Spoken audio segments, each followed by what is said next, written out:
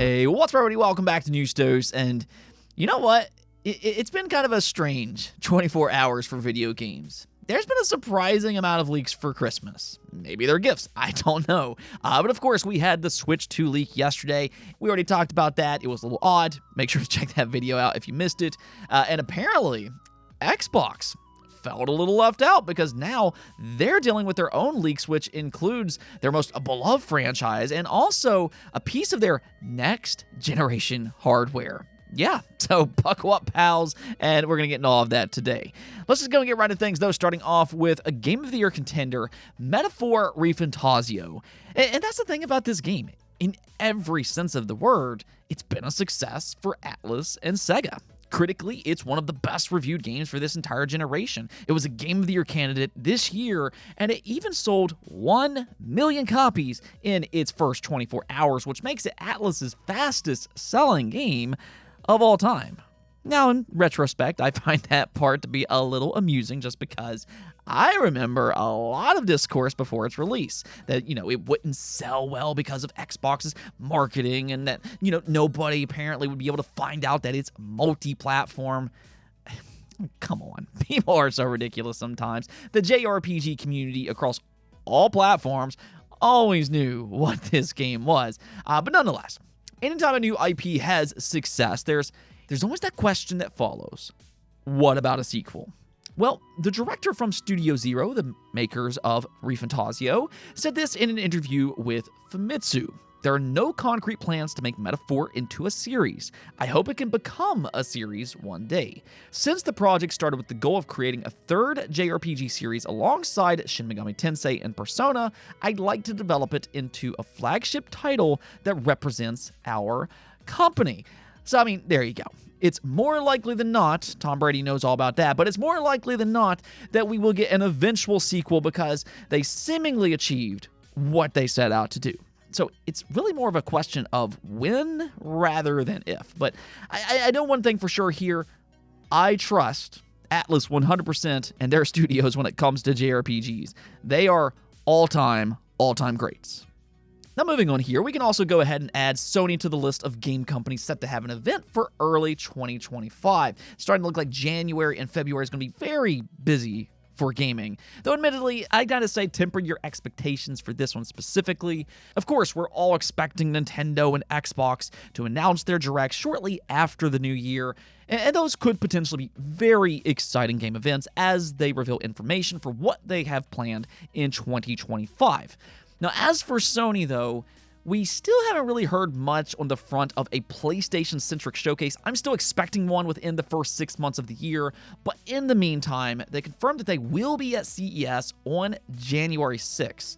And even though this is more of a general hardware event, this is still at the very least worth keeping an eye on, just because Sony has dropped PlayStation news at past CES events. This includes the PlayStation 5 logo reveal, game release windows, and even PlayStation stats.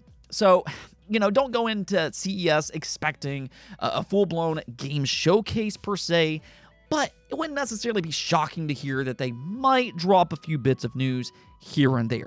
Maybe they'll talk about the recently released PlayStation 5 Pro with maybe some more Pro updates, or maybe even some new limited edition Pro shells. For that matter, maybe they'll do something for PlayStation's 30th anniversary. Now, let's go talk about Xbox, though, because they've been dealing with a couple of leaks these past 24 hours.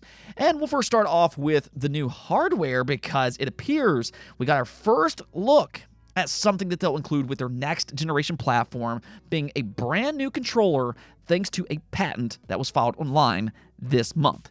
This comes way of Jez Corden from Windows Central, and you can see here where he wrote, as part of the canceled mid-generation Xbox consoles, Brooklyn and Elwood. That's interesting in its own. But Microsoft had also planned a new controller dubbed Seaball. Sebel? I don't know. We're going to say Seaball. The controller is detailed below, showcasing direct-to-cloud connectivity similar to Stadia alongside various other improvements. While Elwood and Brooklyn seem to have been canceled, I've got it on good authority that Seaball still exists and is planned to launch alongside the next generation of Xbox console hardware. Now, going back to this patent that was filed earlier this month, you can see it here. And what's really interesting is that the handles on the bottom almost seems to replicate the design that we saw from leaked FTC documents from last year. It has these more narrow handles with a rubber grip to it, and now this patent could potentially explain why that's the case. In the patent itself, though, its summary reads, a haptic motor may be embedded into a handheld device, worn device, or other device to provide an end user with instant motion feedback, also referring to as haptic feedback, while interacting with the device. Non-limiting examples of such devices include gaming controllers, it's clearly what it is, mobile game consoles, smartphones, tablet computing devices, gaming steering wheels, virtual reality controllers, virtual reality headsets, and styluses. An example where a device is used for a gaming experience, such instant haptic feedback can lead to a more immersive gaming experience. The haptic feedback typically takes the form of a vibration or an impulse. Driven by one or multiple superimposed electrical wave functions, the haptic motor will generate an impulsive force that accelerates the controller to produce a rumble feel or a high-definition, crisp shock feedback depending on the frequency of the force. Or in short here, it's pretty much what the PlayStation 5 DualSense controller does with its haptic feedback. If you've used a PlayStation 5 controller, you know what it's capable of, especially if you've used it playing something like Astro's Playroom or Astrobot. I still think that those are probably the best showcase for what this type of technology is capable of. In fact, Phil Spencer earlier this generation praised the PlayStation 5 DualSense and suggested that Xbox in the future should go do some of the things that it does. So with that in mind, it kind of sounds like they've been playing around with this idea for some time now. But this here is the first real piece of evidence that they are currently working on their own version in the background. And personally, I view this as great for consumers. I personally like the PlayStation 5 DualSense. I mean, we can all sit here and argue about which has the more comfortable controller. At the end of the day, I think it really just kind of comes down to preference. But I do like the PS5 DualSense's haptic feedback. I think that it really does enhance certain experiences. It's not a be-all, end-all technology, but it does enhance certain games, and clearly Xbox seems to believe in its benefit as well. Now, with that said, I'm hoping that's not the only thing that Xbox takes from their rival controllers, and I'm going to say the same thing about Nintendo and PlayStation. I mean, if we're being honest about things, I think all three could still improve certain elements of their controllers. As for Xbox, I think their controller specifically needs gyro support. I think this is a big miss on this controller. Yes, it might be a little bit more niche, but gyro is a great addition to shooters. If you know, you know. And then I'd really say this for all three, Nintendo, PlayStation, and Xbox, I'd like to see buttons on the back of their controllers. Valve has been doing this since the days of the Steam controller, and now with their Steam Deck. For that matter, pretty much all of the PC gaming handhelds have back buttons by this point, and I feel like the console makers really need to implement those as well. I, however, have my suspicion that they won't, because that's one of the selling points for their more expensive Pro-style controllers. I think they kind of like the money that they get with those controllers, so I don't really have a lot of confidence that they'll actually implement back buttons next generation, but it is still on my wish list to say the least. Like I said, though, Xbox's next generation strategy is starting to come together.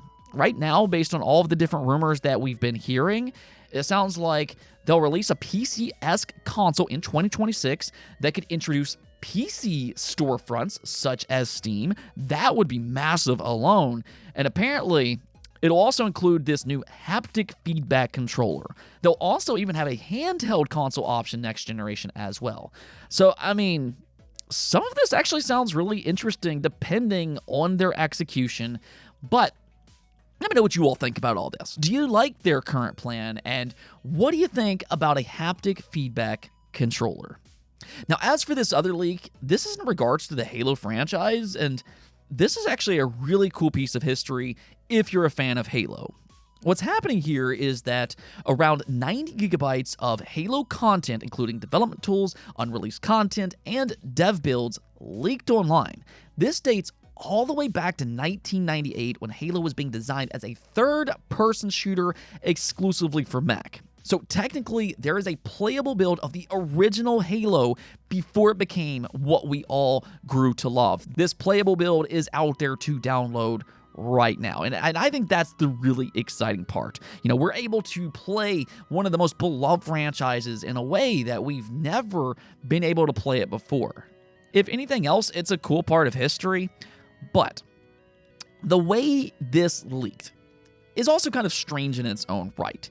It was leaked out by Halo Dig Site, which is a team comprised of community modders that works with 343 to recover cut content from past games.